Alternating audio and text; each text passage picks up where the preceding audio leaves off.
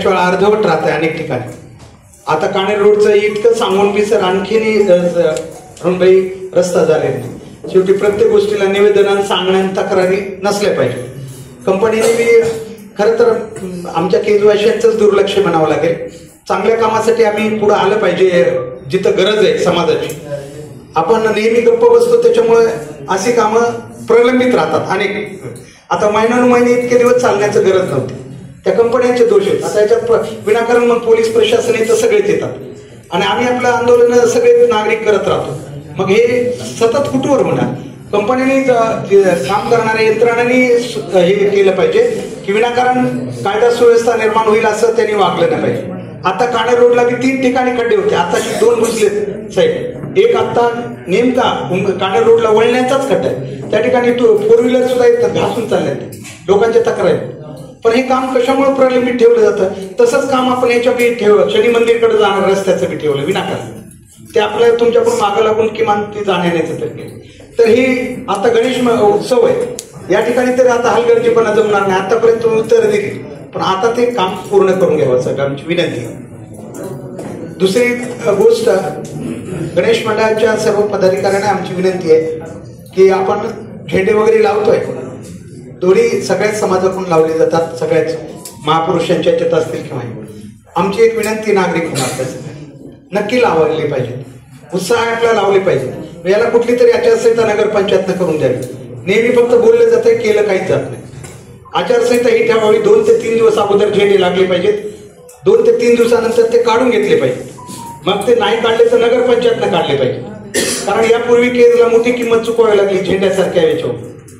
आता तुम्ही झेंडे ठेवताय, नंतर कोणीतरी ते झेंडा उघडला तिरडा इकडं फेक तिकडं काढ आणि मग त्याचा परिणाम समाजाला पोलीस प्रशासनाला भोगावा लागतो.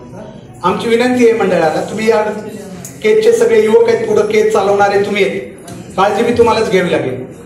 वाईट गोष्टी होऊ नयेत याच्यासाठी आपण काळजी घेऊया. उत्साह नक्कीच, पण झेंडे लावताना काढून घेण्याची जिम्मेदारी त्या आयोजकाची असावी आणि नगरपंचायतनं त्याच्यावर सुपरविजन करावं असेल एवढी विनंती. बाकी तर गणेश मंडळ अतिशय चांगल्या प्रकारे राजमुद्रा गणेश मंडळाच्या ठिकाणी सर आपल्याला तिथं खूप परिसरातले लोक येतात. योगाकडे ते गणेश मंडळ स्थानिक काही देखावा निर्माण करत आहे. काही तिथं आनंद नगरी बी असते, तिथं महिला असतील, मुली किंवा विद्यार्थी यांचा मोठ्या प्रमाणात तिथं वावर असतो. तर या ठिकाणी थोडं पोलीस प्रशासनाच्या वतीनं शक्यतो नसतंय साहेब याच्या अगोदर, पण आपण एका दुसरं बाकी काही ना देखरेखीसाठी थोडं त्या ठिकाणी संध्याकाळच्या वेळेला खूप लोक येतात तिथं आणि गर्दी असते. तर एक तिथं बंदोबस्त म्हणून पोलीस प्रशासन, कारण ते गणेश मंडळ दरवर्षी एक चांगल्यापैकी देखावे तयार करतायत, त्याच्यामुळे तिथं गर्दी असते बाकी. आणि मी म्हणेन की राजमुद्रा गणेश मंडळासारखं आपण बाकीच्याने बी एवढं नाही जमलं आपल्याच्यानं. मी मागेही आपल्याला विनंती केलेली, पुन्हा आज मी ती विनंती करतो की आपण किमान त्यासाठी छोटे छोटे देखावे करा.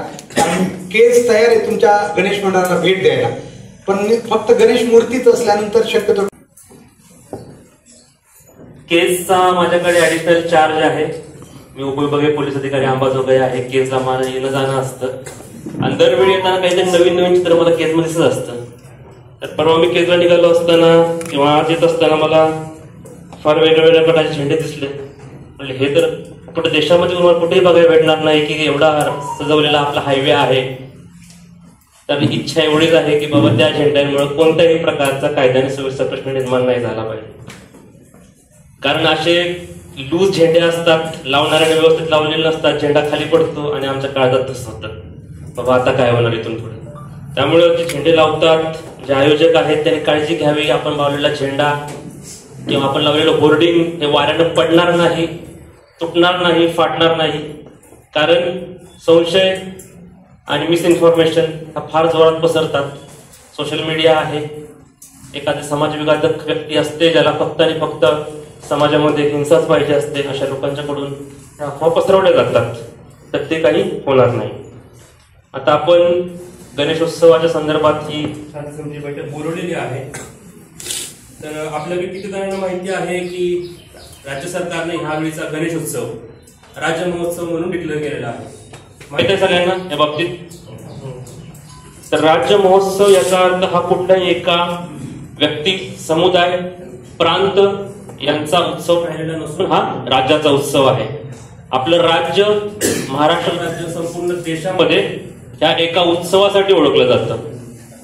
संपूर्ण देशभरातून, जगभरातून लोक हा उत्सव बघण्यासाठी आपल्याकडे येत असतात. मुंबईमध्ये येतात लोक, बाहेरच्या देशांमधून येतात. तिकडचा जे वातावरण तयार झालेलं असतं ते पाहण्यासाठी.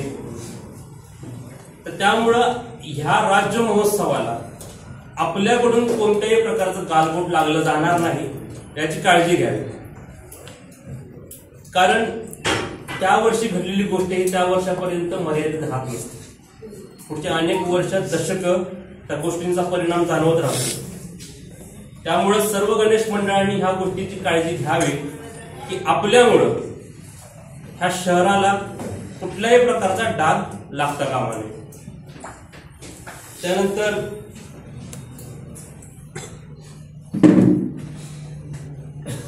बरेच मंडळ समाज उपयोगी किंवा सामाजिक संदेश देणारे देखावे तयार करत असतात. अतिशय चांगली गोष्ट आहे. आपण सर्वांनी प्रयत्न करावा की आपला बाप्पा हा फक्त धागडधिंग्यापुरता मर्यादित न ठेवता आपल्या मंडळात लोक येत असतात, बाहेरचे लोक येत असतात, त्यांना काहीतरी चांगला संदेश द्यावा. याचा देखील आपल्या बाप्पाचा असा देखील उपयोग केला जाऊ शकतो. आता मला माहित नाही आपल्यापैकी किती मंडळ इको बाप्पा साजरा करतात. आहे का कोण शाडूची मूर्ती घेणारे? पीओपीच्या मूर्त्या आपण सर्रास वापरतो, फार मोठ्या मोठ्या मूर्त्या वापरतो, पण पीओपीची मूर्ती आपल्या वातावरणामध्ये किंवा आपल्या जे काही इकॉलॉजी आहे ते लवकर डिसइंटिग्रेट होत नाही. ती मूर्ती तशीच राहते. जेव्हा तुम्ही बघता डिसेंबर, नोव्हेंबरच्या आसपास जेव्हा पाणी आटायला चालू होतं तेव्हा भग्नावस्थेत पडलेल्या मूर्त्या आपल्या संवेदना त्यावेळी शून्य झालेल्या असतात. एकदा का विसर्जन झालं की त्या गणपतीकडे पुन्हा कधी बघायचंच नाही. त्या गणपतीचे हात तुटू दे, पाय तुटू दे, नाक तुटू दे, सोंड तुटू दे, काही आपल्याला फरक पडत नाही. तर शाडूच्या मूर्त्या वापरायला चालू करा. आपण फार मोठी वर्गणी काढतो कारण आपल्याला सगळ्यांना दाखवायचं असतं, आपल्याला ईर्ष्या असते दुसऱ्यांसोबत की माझा बाप्पा केवढा मोठा आहे. कधीतरी इको बाप्पा साजरा करून बघा, त्या बाप्पाला प्रॉपर गुडबाय तरी द्या बाबा. कारण नंतर जे भयानक चित्र दिसतं त्याच्याकडे कुणालाही बघू वाटत नाही. गणपतीच्या काळामध्ये एवढ्या मोठ्या मोठ्या रील्स टाकणारे, स्वतःचा मंडप एवढा आहे चांगला आहे दाखवणारे रील स्टार पण कधी त्या बाप्पाला दाखवत नाही. तर त्यावेळी ही काळजी पण घ्यावी आपण की जो बाप्पा आपण आणत आहोत, जी मूर्तीची पूजा आपण करत आहोत ती इको फ्रेंडली आहे का. कारण आता दिवसेंदिवस मंडळाची संख्या वाढत आहे, मूर्तींची साईज वाढत आहे. एवढ्या मोठ्या प्रमाणामध्ये तयार होणारं प्लॅस्टर ऑफ पॅरिस, ते पाण्यात बुडवल्यानंतर तयार होणारं जिप्सम, केमिकल कलर, मूर्तीवरची जी वापरली जाणारी चकमक आहे जी कोणत्याही वातावरणात डिसइंटिग्रेट होत नाही, त्याचं काय होत असेल. आपल्याच पाण्याच्या स्रोतामध्ये त्या गोष्टी पुन्हा येतात. तेच केमिकल कधीतरी आपल्या खाण्यातून, पाण्यातून येतात. त्यामुळं काही लोकांच्या डोक्यात जर प्रकाश पडला ह्या बाबतीमध्ये तर तो नक्कीच चांगली गोष्ट आहे. डीजे बाबाच्या सूचना मी सगळ्यात शेवटी देईन. सगळ्यात आधी आपण बाकीच्या गोष्टी हे करून घेऊया.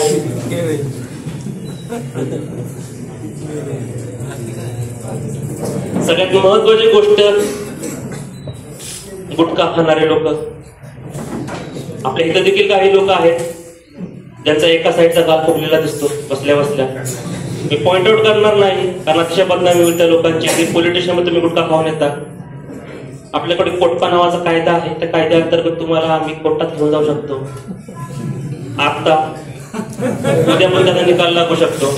करायचं का तसं? श्रावणामध्ये तुम्ही 1 महिना नॉनव्हेज खात नाही, प्रयत्न तरी करून बघा. जोपर्यंत बाप्पा आहे तोपर्यंत गुटखा न खाण्याचा आहे कोणाच्यात हिंमत आहे का? बाबा मी गुटखा खातो पण जोपर्यंत गणपती तोपर्यंत गुटखा खाणार नाही आणि रस्ता कलरफुल करणार नाही.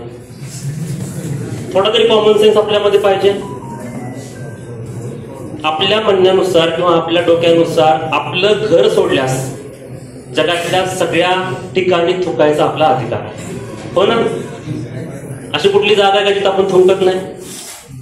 मराठी शाळा, बस स्टेशन, अगदी पोलीस स्टेशन, इथं पण तुम्हाला म्हणजे भीती वाटत नाही की बाबा आपण काय थुंकतोय, आपल्या थुंकण्यातून किती बॅक्टेरिया बाहेर जात असेल?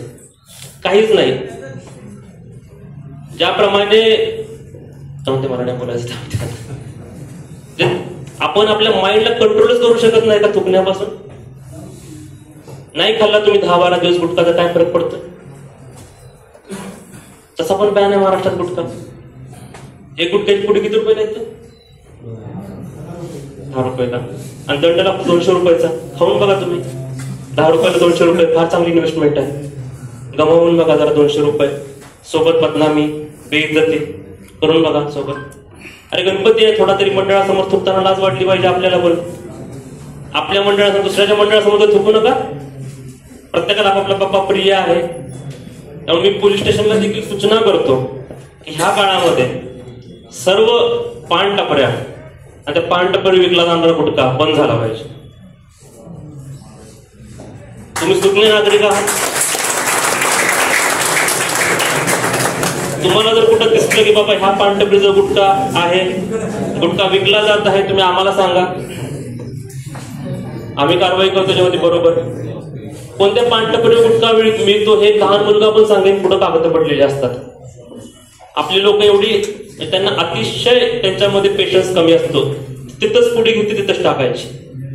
एवढा फार मोठा ते पुरावा मागे सोडून जातात की ह्याच पानटपरीवरती गुटखा भेटतो, त्याच्या समोर कागद टाकायचा. तेवढं तरी करू नका. त्यानंतर आपण झेंड्याची गोष्ट झालेली आहे. होर्डिंग बाबतही सांगतो. सीओ सर आहेत, आपण आहात. होर्डिंगमुळं, लूज होर्डिंगमुळं अपघात होतात, लोकांनी जीव गमावलेले आहेत, तुम्ही वाचत असता. पण आता असं झालं की आपल्याकडे एवढी इन्फॉर्मेशन येत असते की आपल्याला एखाद्या गोष्टीचं वाटायचं पण बंद होऊन जातं. खून काय रोज होत असतात, लोक काय रोज मरत असतात. पण विचार करा, आपल्या घरात एखादी व्यक्ती होर्डिंगमुळे मेली तर तुम्ही रस्ता चालवता, तुम्हीच किती लोक हेल्मेट वापरतात सांगा? एकही वापरत नाही. तेच होर्डिंग तुमच्या गाडीसमोर पडलं, तुमचा मुलगा असेल, तुमचे वडील असतील, तुमची बहीण असेल, तिला काय झालं तर कधी विचार केलाय? प्रत्येकाचं म्हणणं असतं की माझ्या वाढदिवसाचा बर्थडे, माझ्या वाढदिवसाचं होर्डिंग लागलं पाहिजे.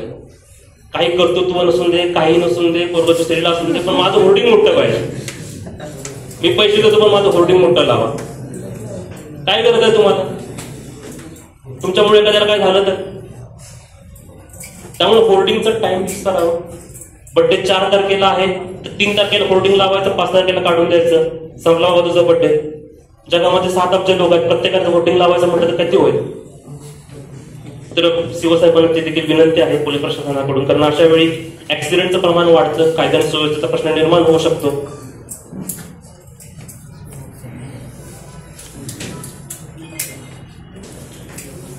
आता जेवढी काही गणेश मंडळ आहेत त्यांना सूचना आहेत, स्वयंसेवक नेमावेत आपले आपले.